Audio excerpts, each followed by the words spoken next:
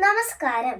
ശ്രീ വയലാർ രാമവർമ്മയുടെ രാവണപുത്രി എന്ന കവിതയിലെ ഏതാനും വരികളാണ് ഞാൻ ഇന്നിവിടെ ചൊല്ലാൻ പോകുന്നത്. യുദ്ധം കഴിഞ്ഞു, യുദ്ധം കഴിഞ്ഞു, കബന്ധങ്ങളുന്മാദ നൃത്തം ചവിട്ടിക്കുഴച്ചുരണാങ്കണം. രക്തമുഴുകിത്തളം കെട്ടി നിന്ന മൺമെത്തയിൽ കാൽ തെറ്റി വീണു നിഴലുകൾ. ആ യുദ്ധഭൂവിൽ നിലം പതിച്ചു രാമസായകമേറ്റു തളർന്ന ലങ്കേശ്വരൻ. അപ്പോഴും രാവണനുള്ളിലൊരന്തിമ സ്വപ്നമായി നിന്നു മനോജ്ഞയാം മൈഥിലി. ഓർമ്മകൾക്കുള്ളിൽ മണിച്ചിലമ്പും കെട്ടിയോടി നടക്കുന്നു പിന്നെയും മൈഥിലി. പണ്ടു വനാന്ത വസന്ത നികുഞ്ചങ്ങൾ കണ്ടു നടന്ന മദാലസയൗവനം.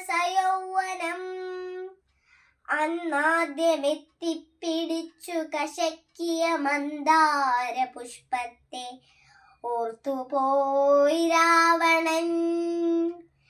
വേദവതിയെ മലർശരസായകം വേദനിപ്പിക്കാത്ത പൂജാമലരിനെ അന്നാക്രമിച്ചു. തളച്ചിടാനാവാത്ത തന്നഭിലാഷം മദഗജം മാതിരി. ഇന്നലത്തെ പോലെ ഓർമ്മിച്ചു രാവണൻ അന്നു നടന്ന മതോന്മാദ കേളികൾ. അന്നവളുഗ്ര പ്രതികാരവന്യായി നിന്നു തൻ മുന്നിൽ ജ്വലിച്ചടങ്ങിയിടവേ. അഗ്നിയെ സാക്ഷി നിർത്തി മുഴങ്ങിയോര ശാപമോർത്ത് നടുങ്ങി ദശാനനൻ.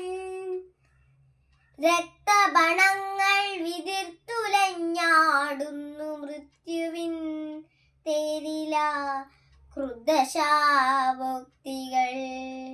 എന്നിലെ കന്യകാത്വത്തെ നശിപ്പിച്ച നരാധമാ, നീ മരിക്കും, നിനക്കെന്നിൽ ജനിക്കും പെൺകിടാവിനായി. അന്നേ മനസ്സിൽ ചിറകിന്നു കൊണ്ടതാണമ്പുകൾ പോല മുനയുള്ള വാക്കുകൾ.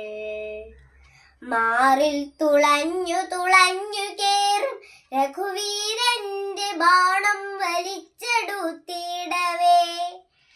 കണ്ണു നിറഞ്ഞു പോയി രാവണന്, കണ്ണു നിറഞ്ഞു പോയി രാവണന്. ആ കാട്ടുപെണ്ണിൽ പിറന്ന മകളാണു മൈഥിലി. പെറ്റു വീണപ്പോഴേ തൻ മണിക്കുഞ്ഞിനെ പെട്ടിയിലാക്കി ഇഴുക്കി ജലധിയിൽ. തന്റെ മനസ്സിൻ ചിരകളിൽ പൊങ്ങിയും തങ്ങിയുമാ പൈതൽ എങ്ങോ മറഞ്ഞുപോയി. നന്ദി, നമസ്കാരം.